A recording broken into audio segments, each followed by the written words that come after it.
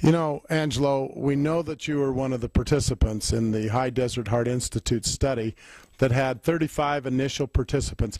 Tell us a little bit about how you got involved in that study. In fact, maybe let's even go back a little bit and tell us a little bit about your health condition that led you to seek out the help of Dr. Cici and the High Desert Heart Institute. I had a renal failure, congestive heart failure, and pacemaker failure concurrently, and it necessitated my being sent to the hospital. After I got out of the hospital, for the next 5 to 6 weeks, I was in the hospital about 2 to 3 days minimum every week as a result of congestive heart failure. It basically was the real primary reason, is that nothing was happening. I had been taking all the medications possible. I was medically managed to the maximum extent, and finally I gave up. Quite honestly, I'd had enough. I got weak. I was on oxygen 24 hours a day, 7 days a week. I couldn't walk 15 feet without stopping.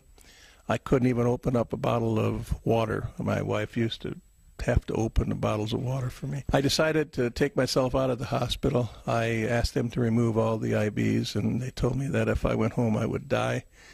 And I said, just give me the papers I need and I'll go home, because if I'm going to die, that's where I want to be anyway.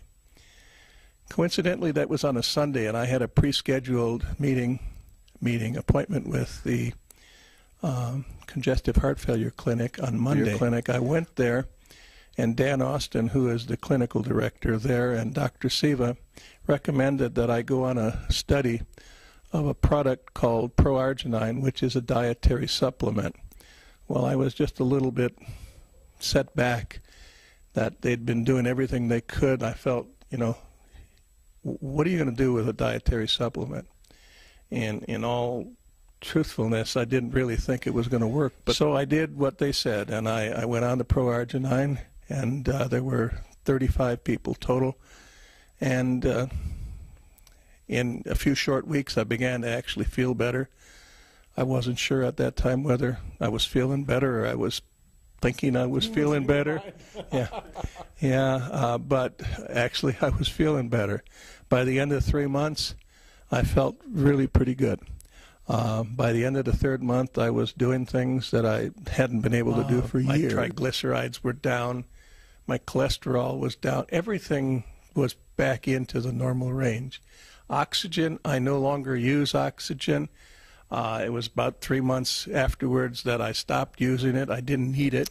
As far as kidneys, my kidneys are something else, went all the way back to normal. I just had the test here Tuesday, and my kidneys are at 0.9 for the creatinine, and supposedly that's very good, because I think around 0.7 is supposed to be like a teenager. So my kidneys went back to normal, and I was expected to be on dialysis as a minimum and a kidney transplant. So they've gone back to normal. Asthma, I have asthma. You wouldn't know that I have it. I have no shortness of breath. I can walk further.